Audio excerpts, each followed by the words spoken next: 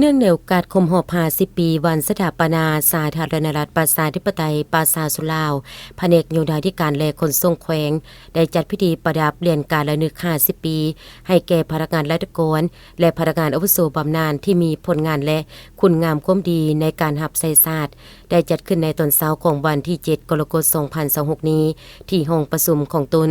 เป็นเกียรติของร่วมเป็นประธานของท่านวิสัยภูมิหัวหน้าแผนกโยธาธิการและขนส่งแขวงมีคณะพรรคทานบรรดาเลขาหน่วยพรรคสมาชิกพรรคพนักงานราชการและพนักงานอาวุโสบำนาญเข้าร่วม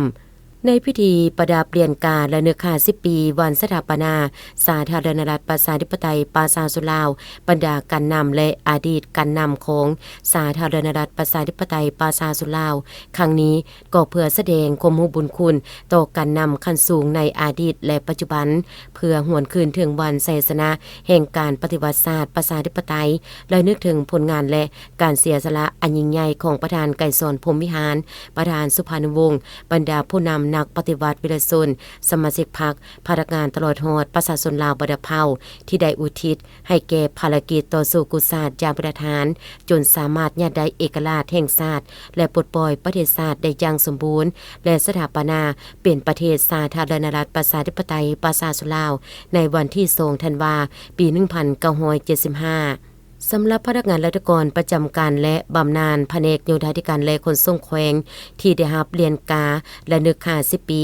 วันสถาปนาสาธารณรัฐประชาธิปไตยประชาชนลาวในครั้งนี้รวมทั้งหมดมีจำนวน102ท่านให้เกียรติขึ้นประดับเรียนการระลึก50 ปีให้แก่พนักงานราชการผู้ประจำการและบำนาญในครั้งนี้โดยแม่นท่านวิสัยภูมิหัวหน้าแผนกโยธาธิการและขนส่งแขวง